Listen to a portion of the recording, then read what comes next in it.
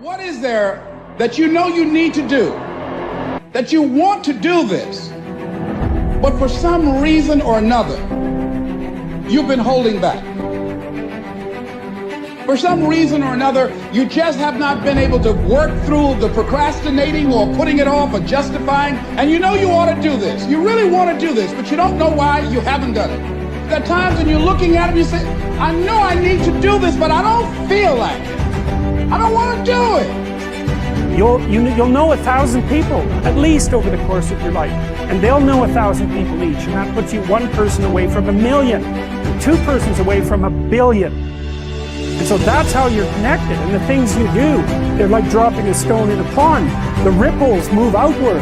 And they affect things in ways that you can't fully comprehend. And it means that the things that you do and that you don't do are far more important than you think. And so if you act that way, of course, the terror of realizing that is that it actually starts to matter what you do. And you might say, well, that's better than living a meaningless existence. It's better for it to matter. But I mean, if you really asked yourself, would you be so sure if you had the choice? I can live with no responsibility whatsoever. The price I pay is that nothing matters.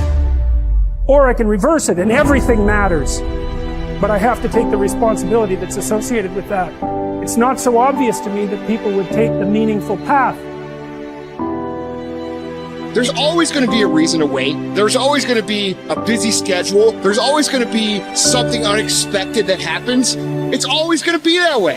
You have to fucking work through it. But a lot of you motherfuckers just don't want it. It's easy to fall into the loving the idea of something, and it's hard to fall into the habits of action to actually achieve something. It's not about after the vacation or after this or after that. It's about right now.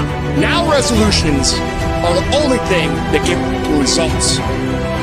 And I found out that the same things can happen to two different people. One gets rich and one stays poor. Why is that? It's not what happens, it's what you do. Two men wake up one morning, there's a rainstorm on. One of them looks out his window, sees the rainstorm, and he says, wow, what a storm. With weather like this, they can't expect you to go out and make sales. He stays home. Same morning, the other guy looks out his window, sees the same storm, says, wow, what a storm. But he says, you know what, with weather like this, what a great day to go out and make sales. Most everybody will probably be home, especially the sales. See, that's the difference in how your life works out. It's not what happens, it's what you do. Here is your great soul, the man who has given himself over to fate. On the other hand, that man is a weakling and a degenerate who struggles and aligns the order of the universe and would rather reform the gods than reform himself. You will only get one shot at today. You have only 24 hours with which to take it. Then it is gone and lost forever. Will you fully and hit all of today? Will you call out, I've got this, and do your very best to be your very best to be your very best? What will you manage to make of today before it slips from your fingers and becomes the past? When someone asks you what you did yesterday, do you really want the answer to be nothing?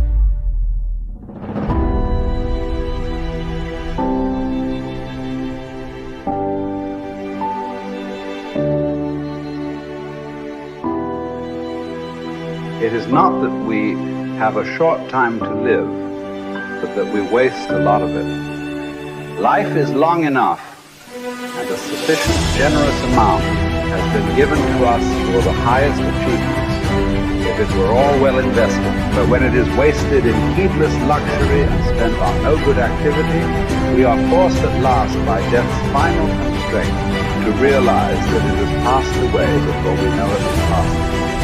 As for us, we face things that are not nearly as intimidating, and then we promptly decide we're screwed. This is how obstacles become obstacles. In other words, through our perception of events, we are complicit in the creation. As well as the destruction of every one of our obstacles, there is no good or bad without us, there is only perception. There is the event itself, and the story we tell ourselves about what it means. When you catch yourself procrastinating, forgive yourself. Step one. The next time you catch yourself procrastinating, step one, is forgive yourself. And there's a really profound reason why. Procrastination is not about laziness. It's not about a lack of discipline. It's not something you do because you're dumb. Procrastination is a coping mechanism. You just have a desire to feel good right now. You deserve that. You have a desire to lessen the stress in your life. And you deserve to lessen the stress in your life. I get it. When you're somebody that procrastinates, you're really hard on yourselves to begin with. In fact, being hard on yourself is one of the major causes of why you're so damn stressed. And so taking a moment and forgiving yourself, and you've got to actually have a talk with yourself, where you are sitting there like, oh my God, 2 hours just went by? Wow, I must be really stressed out. I forgive myself for just blowing off 2 hours on social media, and you know what? I can spend the next hour setting my day up tomorrow for success. The next step that you're going to take, once you forgive yourself, you got to recognize that you're doing it. Why? Because patterns and habits repeat unless you replace them. And so noticing that it's a pattern, catching yourself, forgiving yourself, that is a way we're going to break this pattern. Because the step 2, based on research, you must identify what you're stressed about. When you identify what you're actually stressed about, it loosens its grip on you. It comes out of hiding. And see, I think that stress backpack is an important analogy or metaphor. If you're sitting on the couch, 2 glasses of wine in, and you realize you've procrastinated for the last 5 hours, and you've acknowledged it, you've forgiven yourself for doing it, you've acknowledged the stress that you feel because, you are in a fight with a friend or a boyfriend or whatever, what is the you that's going to wake up tomorrow morning want you to do right now? I'll tell you what that you wants you to do. They want you to get off the couch. They want you to pack lunch for tomorrow. They want you to brush your teeth and turn off the TV and the phone and read 10 pages of nonfiction and get a good night's sleep. That's what the future you wants you to do. The future you does not want you to slip back into that vicious cycle and spend another 3 hours watching cat videos and memes and TikTok videos, which we both know is exactly what you would do if you didn't break the cycle by forgiving yourself for doing it for 3 hours, acknowledging what you're stressed about, and then deciding what the future you wants you to do instead. And then finally, use the 5-second rule. Use the 5-second rule. It's one of the most effective science-backed starting rituals on the planet for creating a new habit or pattern. And all you're going to do is you're just going to start. Because after you've forgiven yourself and you've validated what's stressing you out, and you've tapped into the future you who is kicking ass and taking names and needs you right now, the problem isn't your ability to do what you need to do. The problem is you've been trapped in this stress and trauma and nervous system triggered vicious procrastination cycle. Don't waste the rest of your time here worrying about other people unless it affects the common good. It will keep you from doing anything useful. So there are 2 reasons to embrace what happens. One is that it's happening to you. It was prescribed for you, and it pertains to you. The thread was spun long ago by the oldest cause of all, the art of living.